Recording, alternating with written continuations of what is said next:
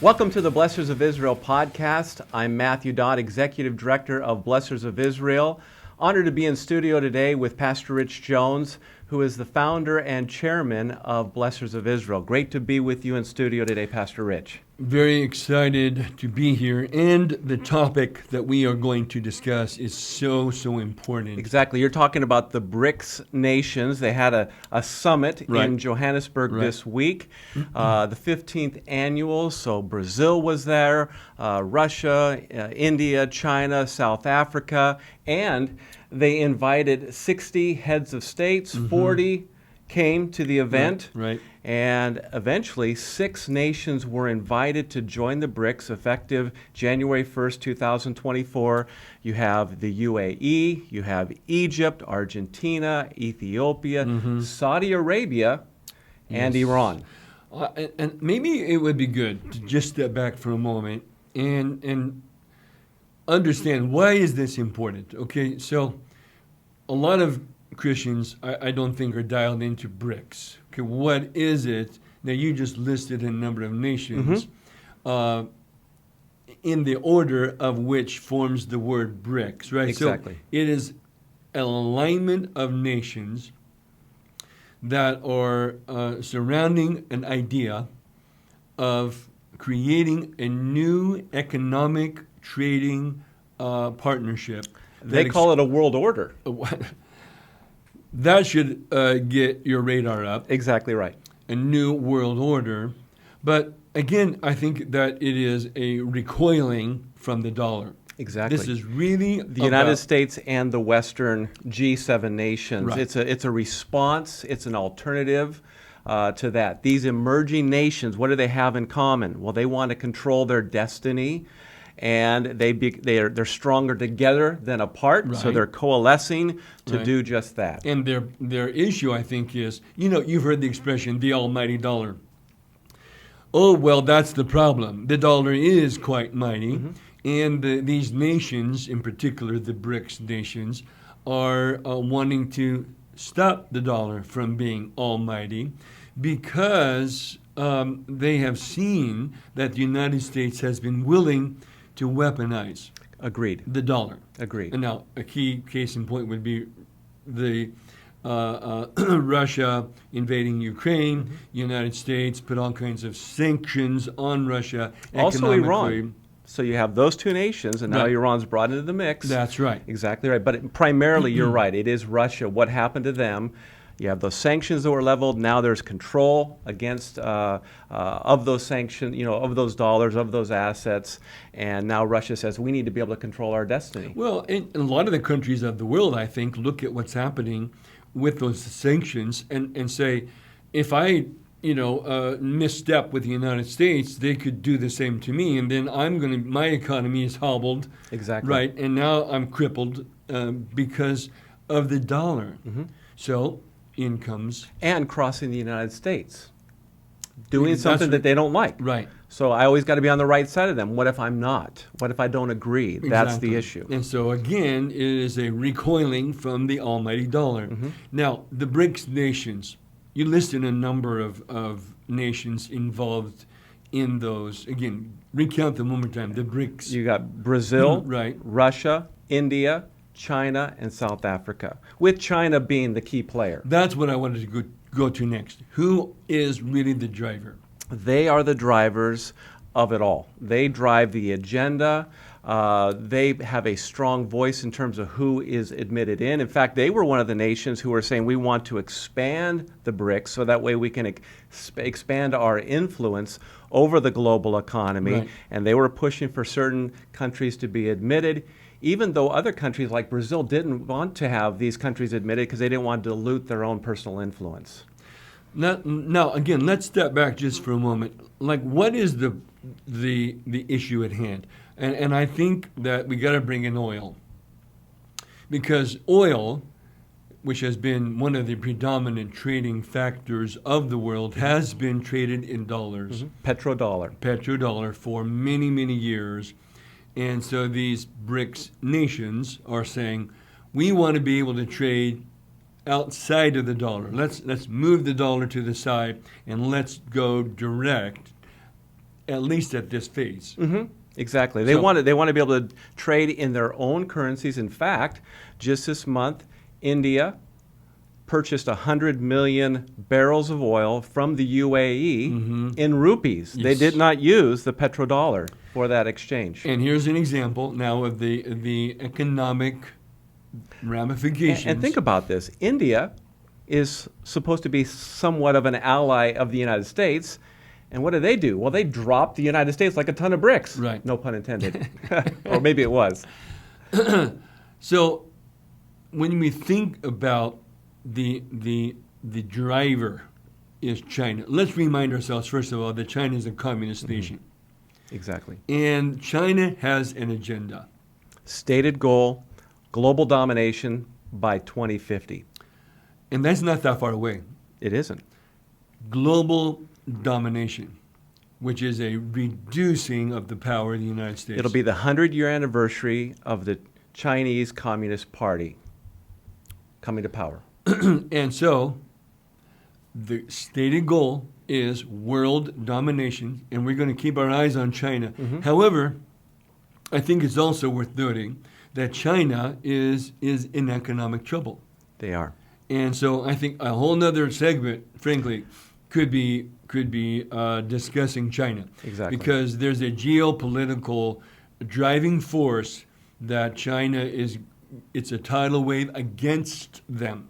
Couldn't agree more. In fact, I think they would want to have the yuan be the new alternative currency, but because of their own financial woes Right. and instabilities, no one wants to couple with that. But since you brought that up, I think it is important to recognize that the BRICS agenda is ultimately to create a completely different currency. Yeah, it's going to be a phase thing where they begin by decoupling from the dollar, by trading in their own currencies, but with a stated goal, as of this summit, to pursue some type of alternative currency. Now, would that be the one? Would that be a completely new generated currency? I believe it would be a completely new currency, but driven by the one.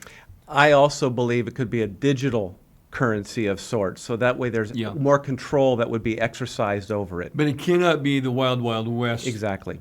of Bitcoin or Ethereum or others. It will have to be controlled. Which is interesting because many of these BRICS nations, their central banks are purchasing gold at an alarming rate. Right. And they're doing so that whatever is created is backed by gold somehow. China has been essentially trying to corner the gold market for quite some time. Along with other precious metals. That's right. Again, that's part of their agenda of global domination. They are the driver of BRICS. Yep. And so what we are seeing now is not just those nations that you listed, but many are projected to join. And I know that you have kind of mentioned some of them. Yeah, the 6 of them that were invited to join first of the year. Of 2024. Exactly. Now, full members. Has that been certified? In other words, will they be joining? They are going to look at the terms. Some of the nations says we're appreciative of this, and we'll look at the terms. So not necessarily has everyone signed on, but if everyone were to sign on, you're talking, getting back to the oil thing, over 50% of the global production of oil would be now represented within those 11 nations. When total. Those new... Absolutely. And we're talking about some very significant... Saudi Arabia, UAE. Right. Iran. Yeah. And when you're talking about Saudi Arabia, what's interesting is they're the top oil exporter. China is the top oil importer. Right. You see the relationship there. And so to decouple from the dollar is a tremendous impact for Saudi Arabia. Yes, and they want to, you can see how they're trying to insert themselves and have a larger footprint on the global stage. But then Iran. Exactly. Now, we cannot misunderstand that Iran has been crippled. What do you think the message to the United States is with the admission of Iran? That's a great question. Well, absolutely. I think that, there's a lot of messages, but one of the key messages is that we don't want your domination. Exactly. And we don't want you crippling our economies. And whatever your issues are, they're not our issues. And that has a direct impact then on Israel as well, because Israel, there we go. We know that Iran is the chief enemy of Israel. They have a stated goal to wipe Israel out, no longer exist.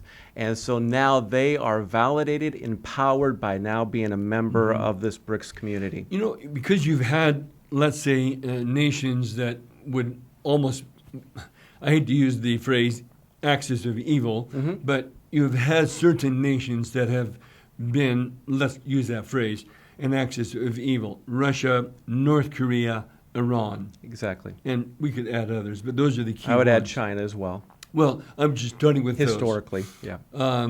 But then, the United States has sanctioned each of those three nations to crippling degrees.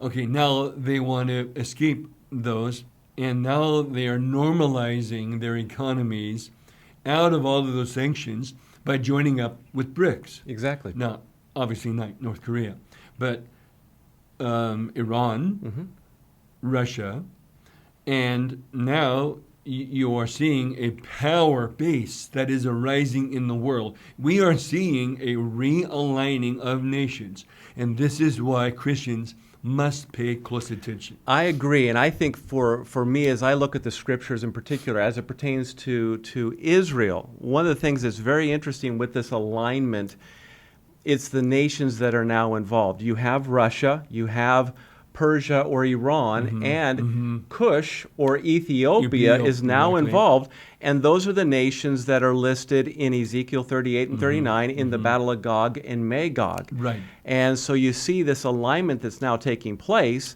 The stage is being set, funded by China, enabling them to basically ultimately do what? Accomplish their goal, which would be to wipe out Israel. Right. Now, when you talk about the alignment economically, that is a first step towards alignment of other agenda items, because ultimately, as we see Scripture unfolding, what we are going to be seeing is an alignment of military alliances. Exactly. And the Scripture describes armies of massive epic size. When we look at Ezekiel 38 and 39, what you see is that Israel has no chance. All the odds are stacked against them. You're talking about a military might of great, great strength. But you also see that when everything is against Israel, even though other nations are saying, hey, what are you doing? Kind of filing a protest, but they really don't act on it. God intervenes, for divine interventions by God, and liberates Israel, and then punishes those nations that come against Israel, which will then create an interesting vacuum on the global stage, because Russia will be devastated by it, and it will impact other Muslim countries as well that come and join that coalition. So, and you gave a great big picture summary there. But I think what we need to kind of dial into here is that what is realigning with these BRICS nations, and now 6 added, but there will be a lot more added beyond that. Yes. Actually, I think about 23 applied. Exactly. Now, can you imagine the economic power of those two key players? Like Africa. Africa, except for Kenya and Nigeria, they're all moving towards this type of BRICS format. They're moving away from the West to this new Eastern coalition, so to speak, and even South Africa. Now you have Argentina joining into the mix. Well, that's the second largest economy in South America. That's right. So you can see how they're all working together, and who will be the outlier? Who will be? It's going to be the United States and the G7 and Israel. And Israel.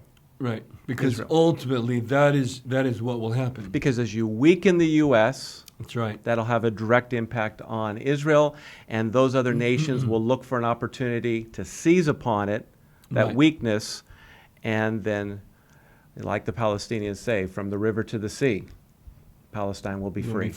Exactly right. Well, this has been a great, great discussion, and I know there's a whole lot more that we can talk about here.